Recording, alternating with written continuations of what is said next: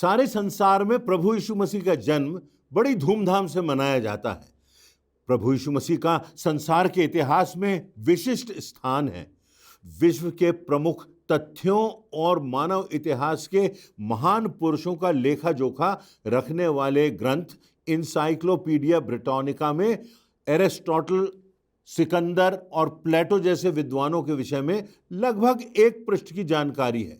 वहीं दूसरी ओर प्रभु यीशु मसीह के विषय में लगभग 40 पृष्ठ लिखे गए हैं।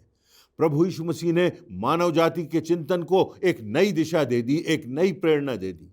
यही कारण है कि आज संसार के कोने कोने में विश्व की लगभग 1/3 आबादी से अधिक लोग प्रभु यीशु मसीह का अनुगमन कर रहे हैं। जो बात हमारे सामने है वह यह है कि प्रभु यीशु मसीह का आज वर्तमान संदर्भ में मेरे और आपके लिए क्या महत्व है। हमारे जीवन में उनकी शिक्षाएं आज हम सबों के लिए, हमारे देश के लिए और सारे संसार के लिए कैसे सामयिक हो सकती हैं। जो घटना 2000 वर्ष पूर्व घटी वो आज इस संसार में मेरे और आपके जीवनों के लिए क्यों सकारात्मक हो सकती है। तो आज कुछ बातों पर हम विचार करेंगे। पहली बात यह है कि प्रभु यीशु मसीह इस संसार में परिवर्तन लेने के लिए आया। उसका जन्म इस संसार में हुआ कि वो परिवर्तन ला सके। प्रभु यीशु मसीह आज भी परिस्थितियों को बदलने में सक्षम है। बाइबल में अनेक स्थानों पर वर्णन है जब प्रभु यीशु मसीह ने लोगों को मृत्यु के शोक से गुजरते हुए देखा। कहीं याईर की बेटी मर गई थी तो कहीं नाइन नगर में विधवा माता के जवान बेटे की शव यात्रा निकल रही थी और कहीं मृत्यु के बाद लाजर की देह को कब्र में दफना दिया गया था। कई दिन बीत चुके थे। मात्र प्रभु यीशु मसीह की उपस्थिति से, उसके वचनों से, उसके स्पर्श से सारी परिस्थितियां बदल गई। जहां मृत्यु का शोक था वहां लोग जिंदगी का जश्न मनाने लगे। जहां अंधकार और निराशा का माहौल था वहां उत्सव के रंग बिखरने लगे। वर्षों पहले संसार के अनेक देशों में गुलामी की प्रथा प्रचलित हो चुकी थी और इसका सबसे बड़ा बाजार सारे देशों में कोने कोने में बन चुका था। इंग्लैंड और यूरोप के अन्य देशों में गुलामों की खरीद फरोख्त की जाती थी। अफ्रीका से पानी के जहाजों में भरकर इंसानों को लाया जाता था और सरेआम बाजार में उन्हें नीलाम कर दिया जाता था। लोग बोली लगाते थे।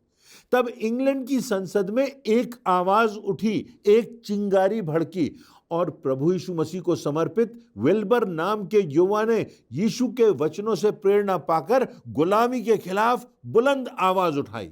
समय बीतता गया, वर्ष बीत गए, 10 वर्ष, 20 वर्ष, 30 वर्ष, यहां तक कि विल्बर की मृत्यु भी हो गई। उसकी मृत्यु के बाद जो इंग्लैंड की संसद का पहला सत्र बैठा, उन्होंने विल्बर का सम्मान करते हुए गुलामी की प्रथा को संपूर्णता से समाप्त करने का निर्णय लिया। हजारों और लाखों बंधक जो नीलाम होने के लिए बाजारों में खड़े थे वे मुक्त हो गए और उन्होंने आजादी के झंडों को अपने हाथों में थाम लिया और जश्न मनाया। प्रभु यीशु मसीह स्वतंत्रता देने आए और आज भी पापों की गुलामी से मुक्ति प्रभु यीशु मसीह के नाम से मिल रही है। लोगों के जीवन में परिवर्तन आ रहा है।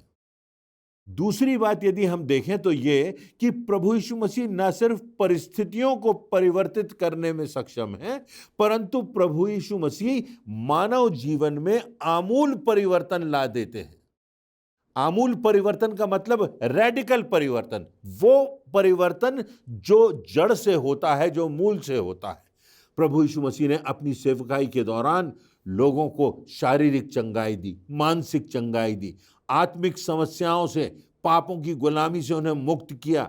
अंधे देखने लगे, बहरे सुनने लगे, लंगड़े चलने लगे, उछलने लगे। जो निराश थे उनके जीवनों में उत्साह आ गया। जो मृत्यु की तराई से होकर विनाश के मार्ग पर जा रहे थे वे जिंदगी के पर्वत शिखरों पर पहुंच गए। जो संसार की दृष्टि में तिरस्कृत थे, जो घृणित और अछूत समझे जाते थे, जो समाज की दृष्टि में नीचे देखे जाते थे, तुच्छ कहे जाते थे, प्रभु यीशु मसीह ने उनको समानता का दर्जा दिया। उन्होंने कहा कि चिकित्सक की आवश्यकता उन्हें होती है जो अस्वस्थ होते हैं। उन्होंने कहा, मैं लोगों को शारीरिक, मानसिक और आत्मिक चंगाई देने आया हूं। यही कारण था कि उन्होंने हत्यारों को, अपराधियों को, भ्रष्ट अधिकारियों को, यहां तक कि वेश्याओं को भी नया जीवन दिया। उनके अपराधों को क्षमा किया और जो लेने वाले थे वे दानदाता बन गए। जो लूटने वाले थे वे बांटने वाले बन गए। जो गिराने वाले थे वे उठाने वाले बन गए। जो घृणा करने वाले थे उन्होंने दलितों को गले से लगा लिया। ऐसे ऐसे लोग जो दुनिया की नजरों में निकृष्ट थे, जिनका कोई मूल्य नहीं था, जब उन्होंने यीशु के प्रेम का स्पर्श पाया तो उन्हीं लोगों ने इतिहास की धारा बदल दी। उनमें इतनी क्षमता आ गई, उनकी मानसिकता बदल गई, उनकी कर्मठता प्रकट हुई और उन्होंने सारे संसार को उल्टा पुल्टा कर दिया। एक नई मानसिकता, एक नया जीवन, एक नया रास्ता उन्होंने संसार को दिखाया, जो स्वर्ग का रास्ता है, जो परमेश्वर के धाम का रास्ता है, जो हमारी आत्मा की मंजिल है, जहां पर परमेश्वर का निवास है। उस जगह का रास्ता बताया और इसलिए क्रांतिकारी परिवर्तन लोगों के जीवन में आते रहे, आज भी आते हैं और आते रहेंगे। तीसरी और सबसे प्रमुख बात यह है कि प्रभु यीशु मसीह ना सिर्फ परिस्थितियों को बदल देते हैं, ना सिर्फ जीवनों को बदल देते हैं, परंतु वे व्यक्ति के अनंत की दिशा को परिवर्तन करने में भी सक्षम हैं, नियति को बदलने में भी सक्षम है। अनंत बदल जाता है इस प्रभु यीशु मसीह के द्वारा। हम सब मृत्यु के विषय में विचार करते हैं। एक सर्वे हुआ था, उसमें यह बात सामने आई कि लगभग दिन भर में मनुष्य 10 से 20 बार मृत्यु के विषय में सोचता है। मनुष्य में पीढ़ियों से जो प्रश्न है वह यह कि यदि मनुष्य मर जाए तो उसके बाद क्या होगा, इस संसार के बाद क्या होगा, इस जिंदगी के बाद क्या होगा, मृत्यु के बाद क्या सब कुछ राख और धूल और माटी में मिल जाएगा? क्या इसी योजना से परमेश्वर ने हमें भेजा है? आज संसार की एक बड़ी त्रासदी यह है कि मनुष्य ने अपने जीवन की तैयारी तो कर ली है, एक योजना तो बना ली है, अच्छा सोच बनाया है, परंतु मृत्यु की तैयारी नहीं की है। क्या आज आपने और मैंने मृत्यु की बात सोची है कि मृत्यु के बाद क्या होगा? क्या हमने तैयारी की है कि हम अनंत धाम में पहुंचेंगे, पिता के धाम में पहुंचेंगे, स्वर्ग राज्य में पहुंचेंगे? आज करोड़ों डॉलर्स खर्च किए जा रहे हैं कि किसी प्रकार से मनुष्य अपनी एजिंग प्रोसेस को, उम्र बढ़ने की प्रक्रिया को रोक दे, किसी प्रकार से मृत्यु के तथ्य को, मृत्यु के सत्य को रोक दे या अपनी उम्र में कई वर्ष बढ़ा ले। लोग दावा कर रहे हैं कि अब समय आएगा जब मनुष्य 125 और 150 वर्षों तक जिएंगे। सबके अपने अपने शोध हैं, परंतु एक दिन आता है जब हम सबका मृत्यु से सामना होना है। हमारे किसी न किसी प्रिय का मृत्यु से सामना जब हुआ है तो यह प्रश्न जीवंत हो जाता है कि हमारा क्या होगा। प्रभु यीशु मसीह ने हमें मृत्यु के इस रहस्य का उत्तर बताया है। बाइबल हमको बताती है, परमेश्वर का वचन हमको बताता है कि संसार में हर एक व्यक्ति ने पाप किया है और परमेश्वर की व्यवस्था को, उसकी आज्ञा को, उसके द्वारा दी हुई आज्ञाओं को तोड़ा है। पाप की मजदूरी मृत्यु है, जिससे होकर हर मनुष्य को गुजरना है। यीशु मसीह के संसार में आने का सबसे प्रमुख उद्देश्य यही था कि वह स्वयं परमेश्वर के स्वरूप में होकर एक निष्पाप मानव जीवन जीते हुए संसार के सभी मनुष्यों के पापों की कीमत अपने बलिदान से चुका दे। प्रभु यीशु मसीह ने इस योजना को पूरा किया और क्रूस पर अपने आप को बलिदान कर दिया। पर बात यहां खत्म नहीं हो जाती। जो इतिहास का स्वर्णिम पृष्ठ है वही यहां से प्रारंभ होता है। प्रभु यीशु मसीह का पुनरुत्थान हुआ, उन्होंने मृत्यु को परास्त कर दिया, यीशु की मृत्यु में मृत्यु हो गई, मृत्यु का समापन हो गया। उन्होंने कहा जो कोई मुझ पर विश्वास करे वह नाश ना हो परंतु अनंत जीवन पाए। विश्वास इस बात पर कि प्रभु यीशु मसीह ने मेरे पापों की कीमत अदा कर दी है, मुझे सारे पापों से मुक्त कर दिया गया है। अब मैं आजाद हूं, अब मैं स्वतंत्र हूं और मुझे मृत्यु के बाद स्वर्ग में अनंत जीवन में जाने की पूरी निश्चितता है।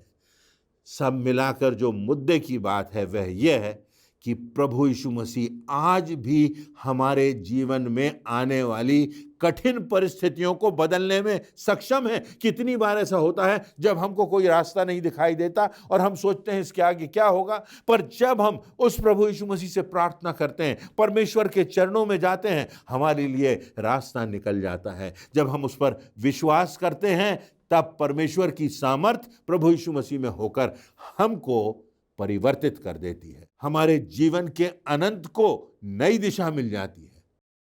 आज आपको और मुझको इस बात का एहसास हो कि हमें अपने जीवन में परिवर्तन लाना है।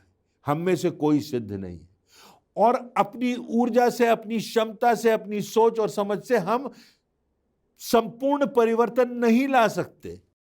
तो ये अकेले मेरे और आपके बस की बात नहीं कि हम अतीत में चले जाएं और हमारे पापों की क्षमा मिल जाए, पर प्रभु यीशु मसीह में यह बात संभव है। हो सकता है कि आपको इस बात की निश्चितता ना हो कि मृत्यु के बाद क्या होगा। प्रभु यीशु मसीह कहते हैं कि मार्ग, सत्य और जीवन मैं ही हूं, बिना मेरे द्वारा कोई पिता के पास नहीं पहुंच सकता। आज वह हमसे कह रहा है कि हे सब बोझ से दबे और थके हुए लोगों, मेरे पास आओ, मैं तुम्हें विश्राम दूंगा। इस संसार में विश्राम, इस संसार के पार विश्राम, इस संसार में परिपूर्णता का जीवन, इस संसार के बाद अनंत जीवन, इस संसार में आनंद का जीवन और उस संसार में मृत्यु के बाद संपूर्णता का, आनंद का, उन्माद का, कभी ना खत्म होने वाला अनंत जीवन। क्योंकि ये प्रभु यीशु मसीह मुझको और आपको, संसार के हर एक व्यक्ति को पापों से मुक्त करने के लिए आया है, क्षमा देने के लिए आया है, नया जीवन देने के लिए आया है, गवाही का जीवन देने के लिए आया है, दूसरों के लिए आशीष बनने का जीवन देने के लिए आया है और मृत्यु के बाद अनंत जीवन देने के लिए ये प्रभु यीशु मसीह आया है। और क्रिसमस का सही अर्थ इसी बात में निहित है। उनकी इन्हीं प्रतिज्ञाओं में, हमारे जीवन में, हमारी पीड़ाओं, हमारे आंसुओं, हमारी निराशाओं और यहाँ तक कि हमारी मृत्यु के उत्तर इस प्रभु यीशु मसीह में मिलते हैं। क्रिसमस पर्व पर परमेश्वर पिता को हमारी सबसे बड़ी भेंट होगी कि हम प्रभु यीशु मसीह के अमूल्य उपहार को स्वीकार करें, उसे अपने दिल में बसने दें और उसे अपने जीवन में प्राथमिकता दें। इसी में क्रिसमस की सार्थकता है। परमेश्वर इस क्रिसमस पर आपके जीवन को अपनी अनमोल और अनंत आशीषों से, अपने असीमित आनंद से परिपूर्ण करे और इस जीवन में और इस जीवन के पार अनंत जीवन की निश्चितता दे। हमारी यही प्रार्थना है, यही कामना है और इसी के साथ क्रिसमस की बहुत बहुत शुभकामनाएं आप सबों को हम प्रेषित करते हैं। अपने परिवार की ओर से, अपनी सारी हिंदी चर्च ऑनलाइन की टीम से परमेश्वर आप सबों को आशीष दे। यह क्रिसमस हम सबों के लिए एक नई दिशा देने वाला क्रिसमस हो सके और उस प्रभु यीशु मसीह के जन्म का अर्थ और उद्देश्य समझने वाला क्रिसमस हो सके। परमेश्वर आप सबों को आशीष देवे।